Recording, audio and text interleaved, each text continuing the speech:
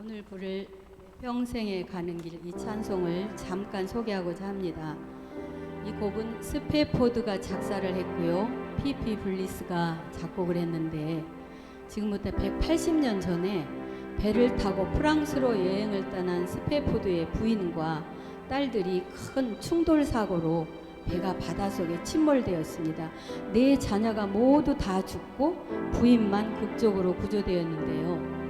이 소식을 들은 스페포드는 파도가 무섭게 일렁이는 비극의 현장을 바라보며 주여 어찌하여 제게 이런 고통을 주십니까 하고 밤새도록 통곡을 했는데요. 새벽녘에야 주님이 주신 놀라운 평안을 체험하고는 밖으로 뛰어나가 뱃머리에서 이 찬송 시를 써내려갔다고 합니다. 대림절 기간에 이 귀한 찬송을 부를 수 있게 해주신 하나님께 감사드리고 영광을 올려드립니다.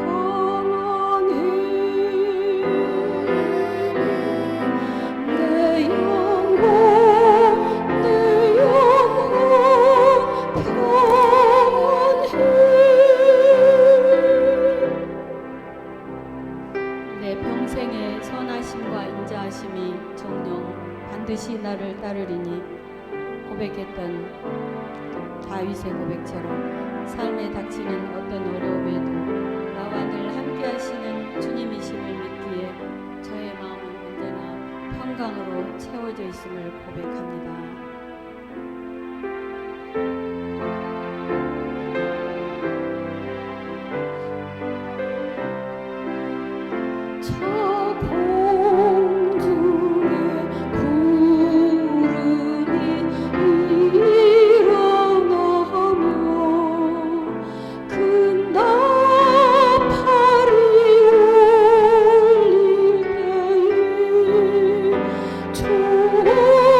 주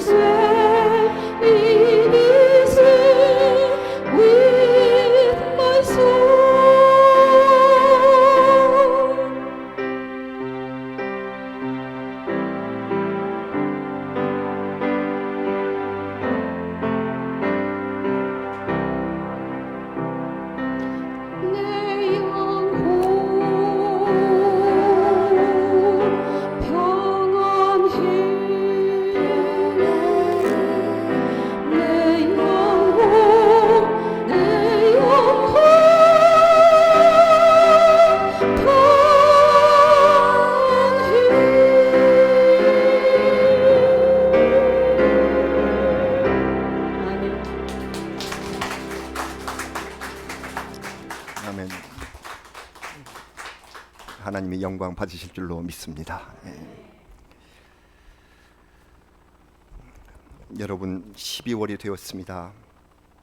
어떤 때 인생이 허무하다고 느끼십니까? 가까운 사람이 세상을 떠나거나 멀리 가버렸을 때, 일생을 바쳐 일했던 자리에서 은퇴했을 때, 마음에 가득한 보람이나 추억을 지워야 할 때, 허무감이 밀려오는 것을 막기 어려운 것이 우리 인생입니다. 정도에 따라 다르지만 우리 신앙인들도 어쩔 수 없이 나타나는 마음의 움직임이 바로 허무함입니다. 그러나 이 허무함이 도를 넘어서면 그저 낙엽만 바라봐도 허무해지고, 평범한 일상의 반복도 허무하다고 그렇게 느끼는 사람들이 많습니다. 그래서 우울해지고 인생을 비관적으로 바라보게 되는 위험이 있습니다. 이런 태도, 인생 태도를 가리켜서 패시미즘이라고 하는데, 우리말로는 비관주의 또는 염세주의라고 일컫습니다. 세상을 비관적으로 보면서 인생은 허무하고 가치 없는 것이야, 이렇게 여기는 사람들이 있습니다. 그런데 전도서에서 과연 성경이 이것을 인정하는 것인가 하고 생각하는 경우가 있습니다. 헛되다고 탄식하는 대목이 많으니까. 그래서 특히 오늘의 말씀, 전도서의 시작이 바로 그와 같은 오해를 불러 일으킵니다.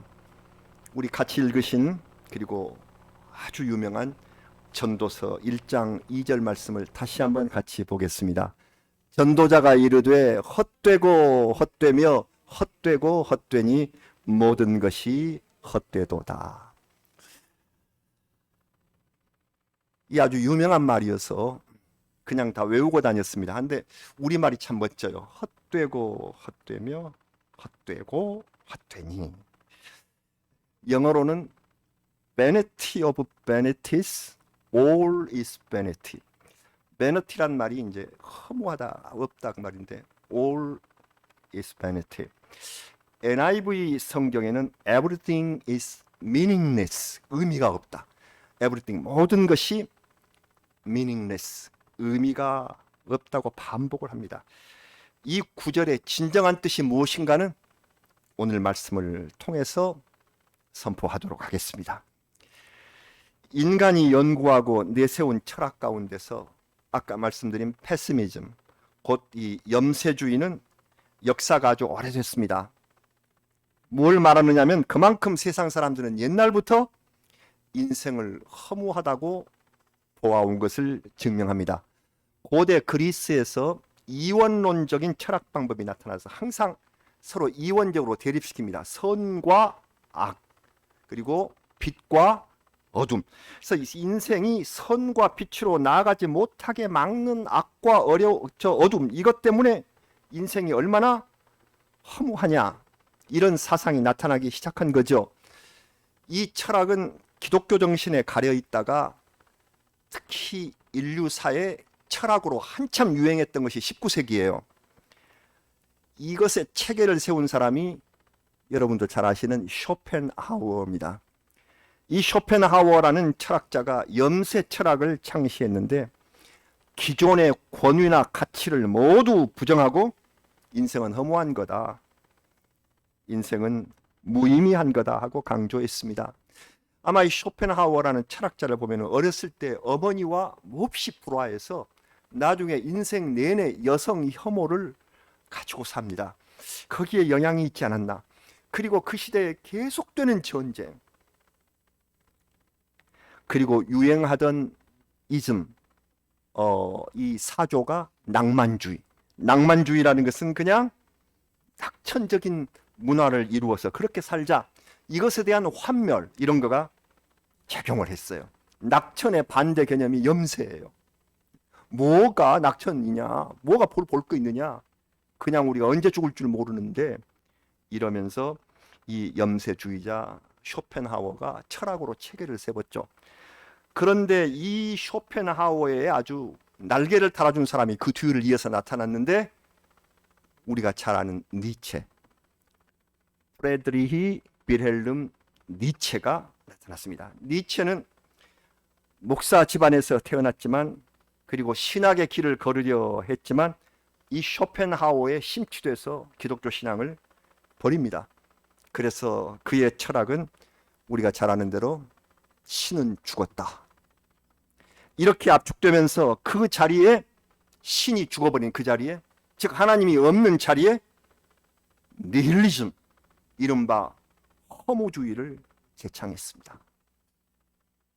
하나님은 없다. 그 자리에 허무만 있다. 니체는 우리가 잘 아는 대로 정신착란증 때문에 일찍이 세상을 떠났으나 그가 제일 강조했던 사상이 아모르 파티입니다. 성도 여러분, 아모르 파티가 뭐죠? 유행가. 유행가 제목이 김연자가 부르니 아모르 파티. 유행가나 드라마로 우리 많이 들었던 아모르 파티라는 말은 무슨 잔치하자 그 말이 아니라 운명을 받아들이고 운명을 사랑하며 긍정하자 그 말입니다. 니체가 직접 지어낸 용어가 아니라 아모르 파티는 라틴어인데요. 라틴어의 사랑이 아모르입니다. 라틴어는 고대 로마어죠. 그래서 이 사랑이 아모르, 그리고 파티라는 말은 운명입니다. 운명. 그래서 영어로 바꾸면 love of fate고 우리말로 바꾸면 운명 사랑, 운명애, 그렇게 번역한 사람이 있더라고요. 운명애, 운명을 사랑합시다. 그래서 특히 니체가 많이 이 말을 했는데 하나님 대신 운명을 말했고 운명 사랑하자 해서 허물을 이기면 된다. 이렇게 철학을 가지고 살다가 일찍 세상을 떠난 안타까운 사람이었습니다. 하지만 우리 인간은 허무의 심연 속에서 살아간다 하는 것을 우리가 느끼며 괴로워하게 되었지요. 자, 사랑하는 여러분, 우리 성경에서 잠언 말씀을 마치니 전도서가 있습니다. 자, 전도서를 우리가 어제부터 묵상하게 되었습니다. 그런데 전도서는 전도하러 나갈 때 읽는 책이 아닙니다. 우리 얼마 전도서, 전도하러 나갈 때 전도서 읽고 그건 아닙니다. 그러면 무슨 주제인가? 지금 아시는 대로 지금 허무가 나와 있는데 이 원어인 히브리어로 이 책의 제목이 코헬렛입니다. 우리 성도 여러분, 이 단어 우리가 알아두십시다. 히브리어인데요. 코헬렛. 천주교의 성경은 아예 코헬렛 그렇게 써져 있습니다. 예, 제목이에요. 이 코헬렛이라는 뜻은 뭘 말하기 위해서 사람들을 많이 모으는 사람을 가리킵니다. 그러니까 다시 말하자면 설교자라는 말이 맞고요.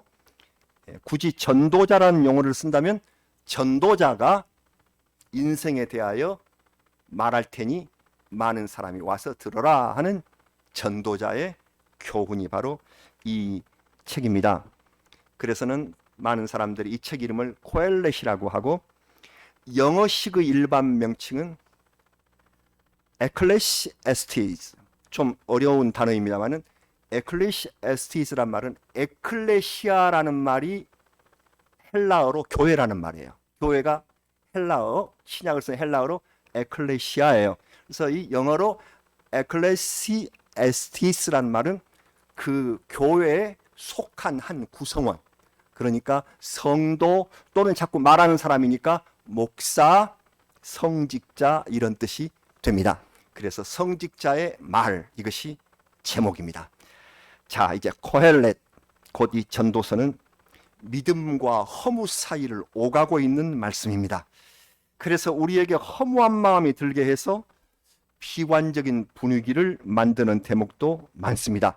그렇다면 전체 성경의 흐름에 엇나가는 말씀이 아닐까 하는 걱정이 생기고, 아까 말씀드린 패시미즘, 이 염세주의와 무엇이 다른지를 분별하는 지혜가 필요합니다.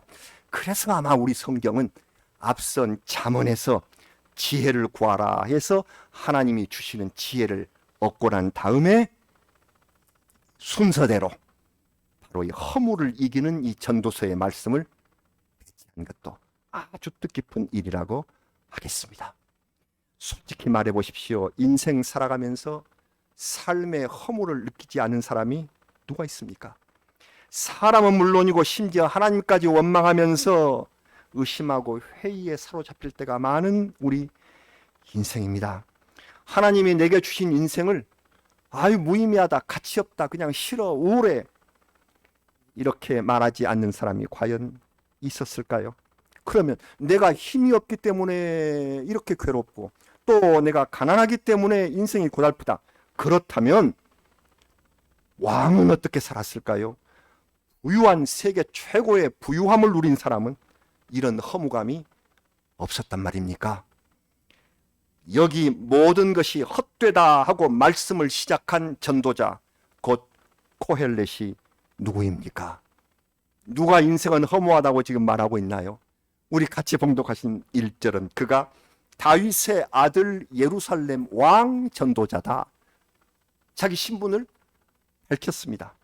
다윗의 아들로서 예루살렘에서 나라를 다스린 왕은 솔로몬밖에 없습니다. 그래서 지금 여러분께서 아시는 대로 솔로몬. 여기서 놀라움이 큽니다. 솔로몬 하면 세상의 모든 권력과 인생의 낙, 그래서 누구도 비교할 수 없는 영화를 누릴 대로 누린 솔로몬이 헛되고 헛되며 헛되고 헛되며 모든 것이 헛되다고 그렇게 말합니다. 이분은 최고의 지혜를 가져서 지혜와 반대되는 것을 그 당시에는 미친 것이라고 했고요. 성경에 그렇게 나옵니다. 미친 것, 또 미련한 것.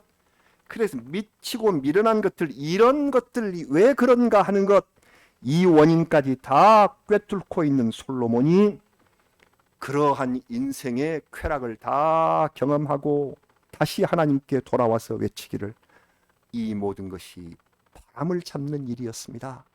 이 모든 것이 허무한 것이었습니다 하고 고백합니다. 오늘 우리가 봉독한 말씀 바로 뒤에 나오는 전도서 1장 17절의 말씀을 우리 같이 한번 봉독하시겠습니다. 내가 다시 지혜를 알고자 하며 미친 것들과 미련한 것들을 알고자 하여 마음을 썼으나 이것도 바람을 잡으려는 것인 줄을 깨달았도다. 아무리 잡아도 지혜로 잡아보려 해도 스르르 빠져나가는 바람같이 허무한 것이 우리 인생이구나 하는 것을 알았다는 것입니다. 제가 이 설교를 준비하면서 언젠가 우리 성도님들에게 제가 인생 모경가라는 것을 한번 소개해 드린 일이 있습니다. 혹시 기억나세요? 제가 이 인생 모경가 그랬는데, 모경이라는 것은 저물 모자에 지경경자, 그러니까 인생이 저물 때, 즉 늙어서 노인이 될 때라는 단어입니다. 우리나라가 아주 절대 빈곤에 허덕이들 무렵에 우리 기독교 신앙을 가진 사람들이 많고, 그래서 민족의 비극과 허물을 이겨낼 수 있는 힘은 오직 믿음뿐이라는 그런 신념으로 그때 부흥회가 많았는데, 그때 유명한 부흥사 이성봉 목사님이 작사를 했어요. 이 시를 지었어요. 그게 인생 모경가입니다. 그래서 인생 그 모경가를 불렀는데, 다 부르게 했는데, 그것이 지금 우리 찬송 266장 오늘 이 말씀 끝나면 같이 부르려고 합니다만은, 주의 피로 이룬 샘물, 이 곡조에 맞추어서 불렀던 노래가 인생 모경가입니다. 그때 제가 말씀드린 일이 있는데, 저의 집안의 첫 신앙인이었었던 제 외할머니가 글씨를 따박따박 쓰는 저한테 꼭 그걸 쓰라고 하셨어요. 그래서 그 7절까지 있는데, 그래서는 제가 열심히 써서 드리면 그걸 보시고 부르고 또 부르시다가 또 써달라고, 또 써라 또 써라. 그래서 또 써드렸더니 그걸 이웃에 전하셨어요. 전도지처럼 이렇게 전하셔서 이걸 우리 읽어보고 이거 노래 불러 전하고, 그러면서 꼭 하시는 말씀이, 이건 내 손주가 썼는데 아주 이 저 어린애가 따박따박 글씨를 잘 쓰잖아요, 이러면서 전도까지 하셨던 외할머니를 지금 생각합니다. 그래서 저는 다 외웠어요, 7절까지. 그래서 그 인생 모경가 7절까지 있는데, 우리 인생 생각하면서 저를 사랑해 주신 제 할머니 생각하면서 제가 1절만 불러볼게요. 네, 가사의 은혜 받으십시오. 꿈 물결 같은 이 세상에 산다면 늘 살까. 인생의 향락 좋대도 바람을 잡누나. 험한 세월 고난 풍파 일장춘몽이 아닌가. 슬프도다 인생들아 어디로 달려가느냐. 이게 1절입니다. 감사합니다. 할머니 생각이 나네요. 그리스도인들의 마지막은 그러나 바람을 잡는 것으로 끝나는 것이 아닙니다. 이것 때문에 예수를 믿습니다. 인생에는 꽃이 떨어질 때가 있고 엄동설한이 있으며 어두운 밤이 있으나 하나님을 믿는 사람의 종결은 이것을 극복하고 영생, 영원한 상급이 마련되어 있다는 사실입니다. 이 인생 모경가 7절이 이렇게 끝납니다. 강 건너편의 종소리 내 귀에 쟁쟁코, 보석성의 그 광채는 눈앞에 찬란타. 앞서가신 성도들이 주님 함께 기다린다. 어서 가자 내 고향에 할렐루야 아멘. 이렇게 끝나는 인생 모경가. 지난 주일에 여러분과 같이 풀어본 그 수수께끼처럼 우리는 이미 마지막 결과를 알고 다 이겨놓고 다 영생을 확신해 놓고 그리고 싸워가는 인생, 그리고 살아가는 우리 인생, 헛됨을 견디고 있는 것입니다. 우리의 헛됨이, 허무가 우리 마음에 가득 차더라도 영원의 하나님께서 그것을 다 깨끗이 없애시고 우리를 하나님의 나라로 인도해 주실 줄로 믿습니다. 오늘의 말씀 3절 이하를 마음에 두고 생각을 해보십시오. 사람들이 전도자 이 솔로몬에게 묻습니다. 사람이 세상에서 아무리 수고한들 무슨 보람이 있습니까? 이렇게 물었다는 거예요. 오늘 저 아주 잘된 문장으로 되어 있지만 지금 보면 그렇게 물어봤어요. 솔로몬이 대답을 합니다. 코헬렛 솔로몬의 대답이 이렇습니다. 땅은 인간보다 더 오래 있으면서 해와 바람과 강물처럼 돌아가는 과정을 반복하지 않느냐. 만물이 피곤하고 지쳐 있음을 사람이 말로 다 할 수는 없다. 해 아래 곧 이 세상에 새로운 것이라는 건 없다. 무슨 말이냐면 만물이 창조됐을 때부터 실상을 그대로 유지하면서 열심히 돌고 흐릅니다.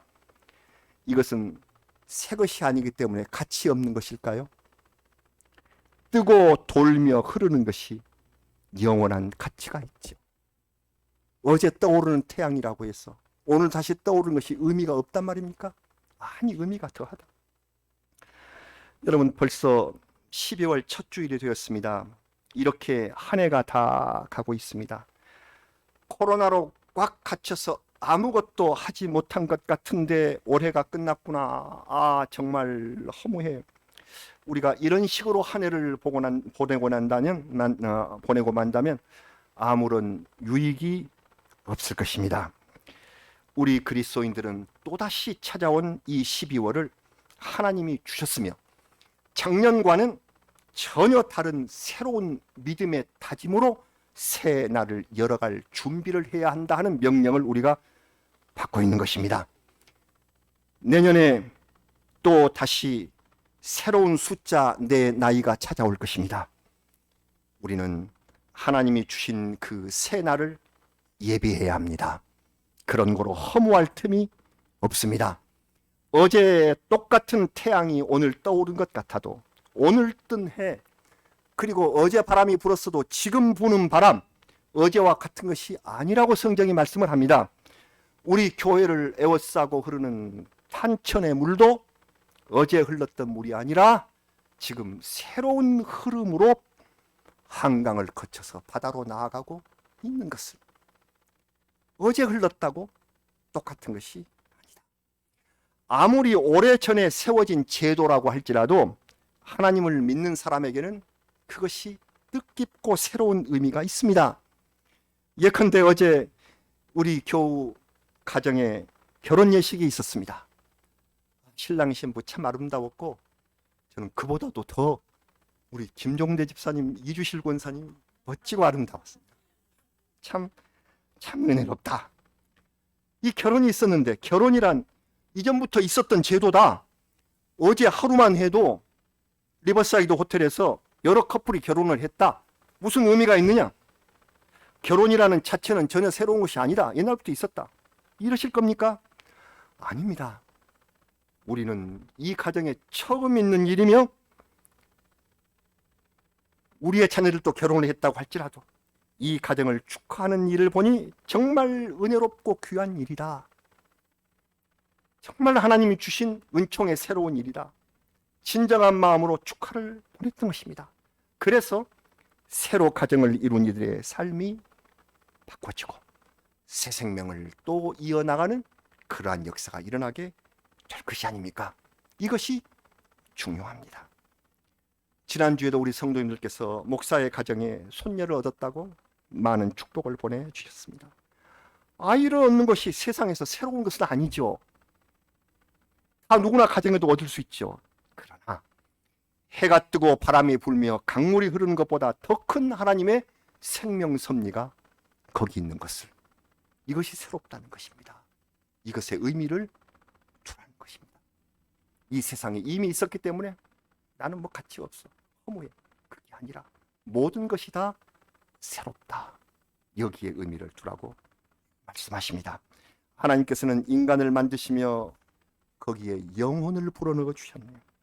하나님의 영광을 보게 하셨습니다. 그러나 어찌합니까? 사탄으로 인하여 무서운 죄악에 파고들어서 하나님과 인간 사이를 갈라놓고 말았습니다. 로마서 3장 23절 말씀 잘 아시는 것입니다. 같이 봉독합니다. 모든 사람이 죄를 범하였음에 하나님의 영광에 이르지 못하더니. 그렇습니다. 죄 때문에 영광에 이룰 수 없는 인간들은 그 상실의 슬픔을 허무로 표현합니다. 헛됨으로 표현합니다. 그러다가 100년이 다 되지 못하여 육신의 죽음을 맞게 되는 것이 인생입니다. 가진 죄 때문에 그렇게 허무합니다. 사망으로 모든 것이 끝난다면 인생처럼 허무한 것은 없을 겁니다. 그러나 우리는 영생이 있음을 압니다. 우리에게 세상의 헛됨은 하나님 나라의 새로운 시작을 준비하는 계기로 작용하게 될 것입니다. 이어서 로마서 6장 23절을 같이 봉독하시겠습니다. 죄의 삭은 사망이요 하나님의 은사는 그리스도 예수 우리 주 안에 있는 영생이니라. 아멘. 이 말씀 우리 믿으시고 허물을 극복하는 우리 인생이 되시기를 바랍니다.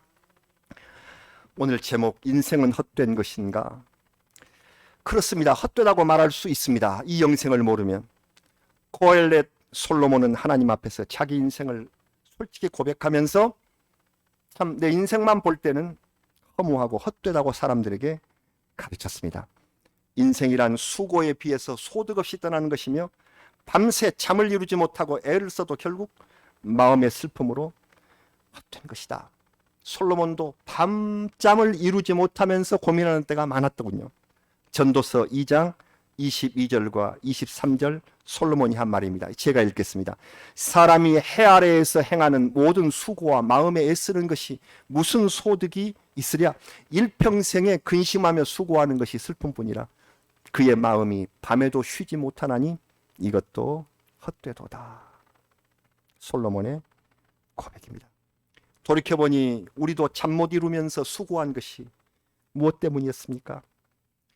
좋은 학교 가서 좋은 직장을 얻고 자녀들 어떻게 키울까, 돈은 어떻게 벌까, 수많은 근심으로 얼룩진 발자취를 돌아보니 그 자체가 허무할 수밖에 없다는 말씀입니다. 하나님께서는 다른 사람도 아니라 솔로몬을 통하여 우리에게 인생을 말씀해 주신 것이 큰 뜻이 있으십니다. 이렇게 산다면 아무리 솔로몬 같은 삶이라고 할지라도 허무할 수밖에 없는 것이 인생이다. 이것을 코엘렛을 바로 솔로몬으로 세우셔서 우리에게 가르쳐주고 있는 것입니다.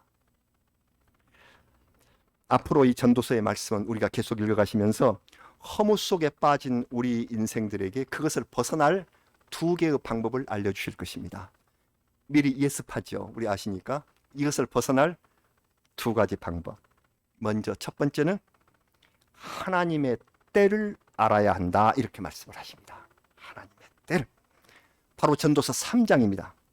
인간사에 때가 있음을 말씀을 합니다. 우리 인간사 살면 헐어버릴 때가 있고 다시 세울 때가 있고 찾을 때가 있고 잃어버릴 때가 있다 하는 때를 말씀을 14가지의 때를 말씀을 하는 거죠. 이는 하나님께서 우리 인간에게 두신 질서와 그리고 시간을 깨닫는 지혜가 있어야 한다는 거예요. 너무 조급하지 말고 하나님께서 내게 주신 때를 기다리며 또한 다가온 그 때를 놓치지 말고 이 때가 영원으로 이어져가는 때임을 마음 깊이 생각하시면서 이 지혜의 필요성이 필요하다. 전도서 3장 11절 말씀 함께 봉독하시겠습니다. 하나님이 모든 것을 지으시되 때를 따라 아름답게 하셨고 또 사람들에게는 영원을 사모하는 마음을 주셨느니라. 그러나 하나님이 하시는 일의 시종을 사람으로 측량할 수 없게 하셨도다. 아멘. 이 지혜는 영원을 사모하는 마음입니다. 하나님은 우리에게 영원을 바라보고 사모하는 마음을 주셨습니다. 하나님이 주신 미래, 영원의 감각과 지혜를 마음에 새기면 허무함이 사라지고 삶의 기쁨과 보람이 차오르게 된다고 하나님께서 말씀해 주셨습니다. 때를 알아라. 그리고 결론으로 그 다음으로 전도서의 맨 마지막 결론에 있는 방법입니다. 극단적인 허물을 느끼고 경험한 사람들에게 주시는 해결의 말씀이 전도서 끝에 있습니다. 전도서 12장 13절입니다. 같이 봉독하시겠습니다. 이 일의 결국을 다 들었으니 하나님을 경외하고 그의 명령들을 지킬지어다. 이것이 모든 사람의 본분이니라. 아멘. 본분이란 말이 뭡니까? 본분. 본분은 사람이 반드시 해야 할 의무라는 뜻입니다. 의무입니다. 창조주 하나님께서 우리 인간을 지으실 때 요구하신 의무가 있습니다. 이 의무를 다하면 인생이 헛되지 않고 허무감에서 벗어날 수 있습니다. 그러면 그 의무, 곧 본분이 무엇입니까? 하나님을 경외하고 명령을 지켜라. 하나님을 공경하고 또 무엇입니까? 주신 말씀을 순종하라는 것입니다. 하나님의 명령이 여기 있습니다. 우리 성경에 순종하라는 것입니다. 하나님을 두렵게 여기고 경외하고 그리고 이 말씀에 순종하라. 자, 하나님의 때를 아시라. 조급하지 마. 그리고 내게 주신 때를 놓치지 말고 지혜롭게. 그리고 하나님을 경외하면서 말씀에 순종하는 일. 이것이 허무한 인생을 이길 수 있는 방법임을 말씀하셨습니다. 대림절 기간 헛된 인생이 아닐까 허무감이 몰려오는 이 절기, 이 12월에 우리는 다시 새로운 삶을 시작합니다. 영원을 사모하는 마음으로 하나님을 경외하며 그 말씀을 따라 살면 헛되고 헛된 인생을 가치 있고 영원한 것으로 바꿀 수 있습니다. 우리는 이 말씀을 믿습니다. 우리 설교 후 기도하는 대신 아까 우리 말씀 나눈 266장 찬송, 여기는 허무가 아닙니다. 우리 하나님의 영원한 하늘나라를 바라보자. 이 찬송을 우리 같이 부르시고 마지막 절에 하나님 앞에 봉헌 예물 드리겠습니다.